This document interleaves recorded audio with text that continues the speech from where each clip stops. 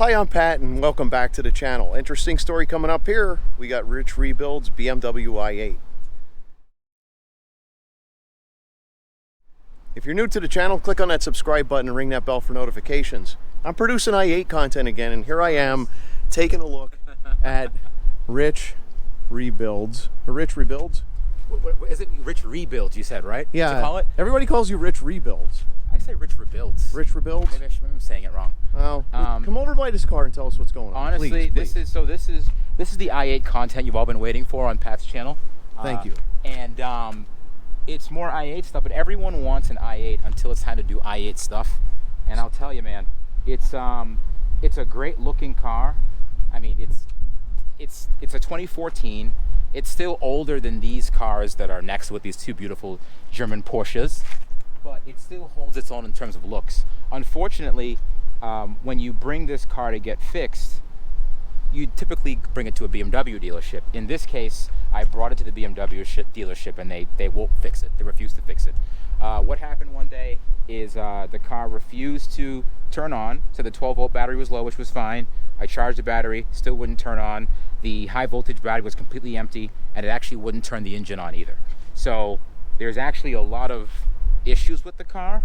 I think a rear axle might be broken as well, but that's a different story. So what's happening now is now I'm at the dealership. I'm going to try to figure out, what went wrong. You bring it to, whatever, the BMW, you do your thing and stuff, and unfortunately, it doesn't work out the way you always think it will. When I brought it to BMW, they said, we can't fix this car. It's been modified, it's been lowered, it has an aftermarket exhaust, and therefore we refuse to work on it. So it's been sitting here for about 2 weeks collecting dust or so. They refused to work on it. Yeah. That's the when you're paying a mechanic to work on your car. When you're not working on your own car, right? You just, at this point, your hands are tied. We like to work on our own cars. I love to, but when you have a few other cars to worry about, it gets kind of time consuming to worry about the other vehicle as well. This should be an easy fix for a dealership. You walk in, an hour of diagnostics, and if you want, you can take it someplace else, but at the very least, diagnose it. They wouldn't even touch it. They wouldn't even touch it. And that's a major problem for me, because I constantly endorse that people search for cars that they could take to the dealer and fix them, because there's a lot of complicated things that are going on with the i8s. But when you actually take the car to BMW and it's not being repaired, yeah, that's a problem. It's a damn shame. So that's really it. So what I'm going to do is, they want the car out of here. I'll get a tow truck. Here's the other problem too. The car is slow to the ground. Most tow companies won't touch it either. And guess what? Their rear wheels are locked up because it won't get into neutral. You can't put it in neutral because you got to pop everything off the back, and you got to get into the transmission, and you got to manually turn the thing. It's not worth it. It's a shame, because I mean, the car. It's a beautiful car. It's a beautiful It's a car. stunning car. But we're running into the same problem that a lot of i8 owners run into, and that is, how far do I go? How much risk do I want to take by keeping the car?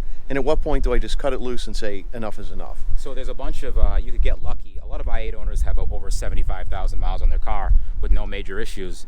But if you're part of the other 95% where something goes wrong, you have issues like this. But at least for most places, they'll still work on your car, but this place won't. It's really at the discretion of the shop foreman to see whether or not they want to do anything to it. In this case, I got snake eyes and they said no. Yeah, that's a real shame that he's not actually able to get. He's not able to get service on the car. And of course, if you want to know more about the car, Rich has some more content on his channel. He already talked about bringing this car to the dealer, having to go through the process of getting it on the rollback, and it's just a real shame because, we love these cars, but at the same time, there's just a lot of risk here. Any final thoughts, Rich? Look at the license plate. It'll tell you exactly what you need to know about the car and how I'm feeling right now. This is how he's feeling right now. Now, I'm sure we've all seen the game over plate. Are we at that point now where this is game over, Rich? I don't know what else to do. I mean, he doesn't know what else to do. I'll tow it back to the shop and take a look at it myself, but it's just timing. People are like, oh, work on your own cars. Yeah, I'd like to, but the dealership would make it a lot easier. At the very minimum, if they diagnose it and say you need this, this, and this, I could take it back and figure out myself, but in this case, they won't even look at it. Yeah, that's a real shame. Yeah, but Porsche would. Porsche would? Seriously, we're going to take the car to Porsche? Well, no, I mean, we'll look at our own Porsches. They'll look at the Porsche, but I bet you if you took this to Porsche, they probably would look at it. they honestly. probably would look at it. They'd say, "Do you own a Porsche with us right now?" Okay, we'll look. Yeah, at it. yeah, we own two now. So Yeah. so Rich just bought my GT4. I have two. I have two Porsches now.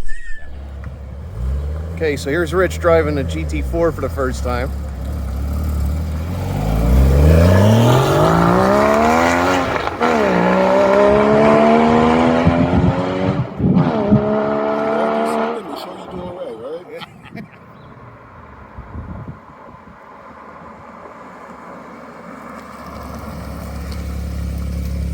How much? You want So here we are at the bank, and Rich is going to go in and he's going to make another withdrawal. I'm gonna romance some people. He's going to make a withdrawal, and I think he's going to pick up this GT4 to match his 911. Yeah. I like it. So you're gonna make a withdrawal, Rich? Give me a number.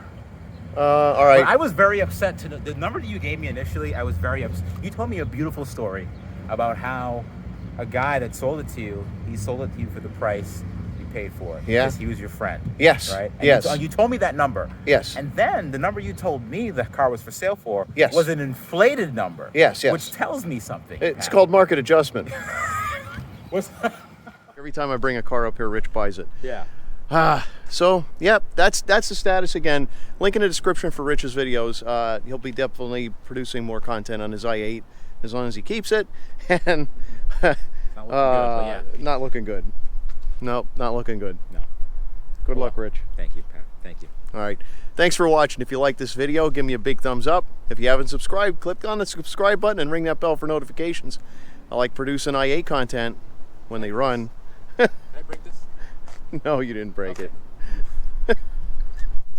I'm not going to touch it. I'm just going to leave it right there. It just pops out every now and then when you drive over 100 mile an hour. I gotcha. Yeah, Okay. yeah, 100 mile an hour does it. All right. We'll do whenever you're ready. Yeah.